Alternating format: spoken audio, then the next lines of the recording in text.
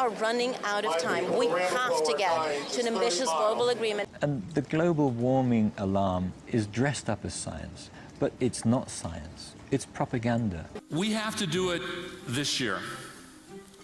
Not next year, this year. There's no direct evidence which links 20th century global warming to anthropogenic greenhouse gases. This is a huge crisis. We're just being told lies. That's what it comes down to. But then it can cross a tipping point and suddenly shift into high gear.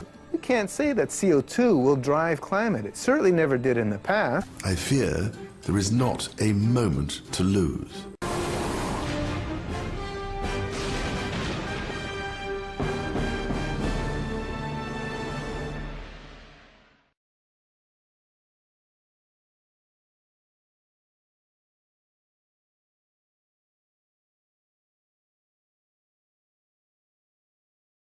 So if you look at 1,000 years worth of temperature and compare it to 1,000 years of CO2, you can see how closely they fit together.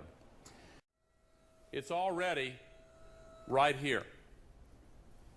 Look how far above the natural cycle this is, and we've done that.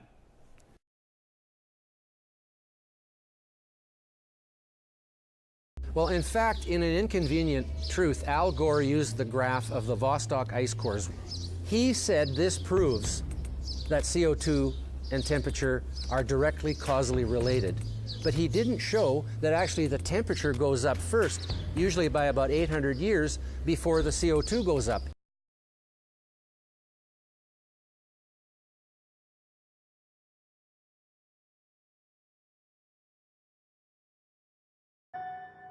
So Professor Friis Christiansen and his colleagues examined 400 years of astronomical records to compare sunspot activity against temperature variation. Once again, they found that variations in solar activity were intimately linked to temperature variation on Earth. It was the sun, it seemed, not carbon dioxide or anything else, that was driving changes in the climate.